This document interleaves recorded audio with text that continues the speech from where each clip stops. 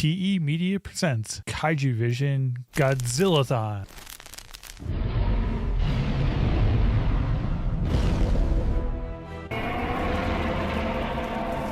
Hey, what's up everyone? We're on number 3, King Kong vs. Godzilla. It's both their third movie and they meet in this heavyweight matchup. You got the American King Kong versus Toho's Godzilla. Godzilla's always been a villain and kind of a terrifying monster.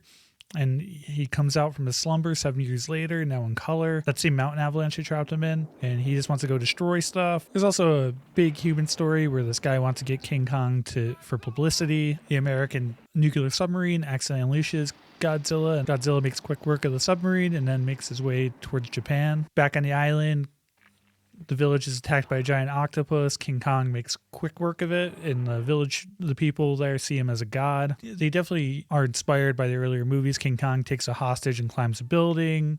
Godzilla's destroying stuff and they're trying to slow him down. In the new Godzilla vs. Kong, definitely borrowed things like the carrying Kong. They used balloons in this one. The other one, I think they used helicopters. It takes a little bit. They don't fight each other till about an hour in and it's really quick. Then they fight each other again at the end. Godzilla beats King Kong up pretty handedly.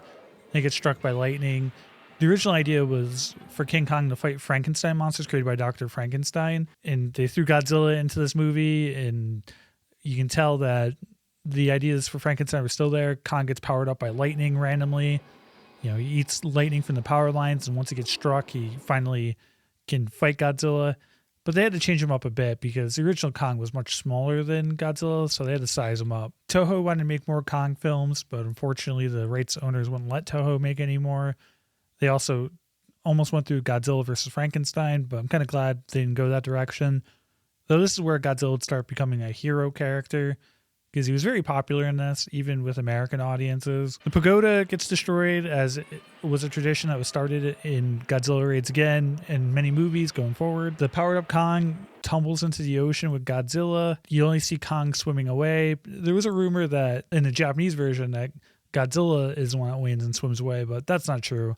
You see Kong swimming in both, but the difference is Kong roars alone in the English version, and you hear Godzilla and Kong roar, kind of hinting at it being a draw. I watched this one a bunch as a kid, but I always wanted Godzilla to win, so I didn't like that they didn't show him at the end. The Legendary movies fixed that. This did insanely well, and it would help propel Godzilla to being one of the biggest franchises, still making a bunch, and I'm looking forward to more Godzilla content. I love what Legendary is doing. They're a different type of movie. I think Godzilla -1 is probably the best Godzilla to come out in a long time. I had a good time with Godzilla vs. Kong. And I'm excited to see more Godzilla X Kong.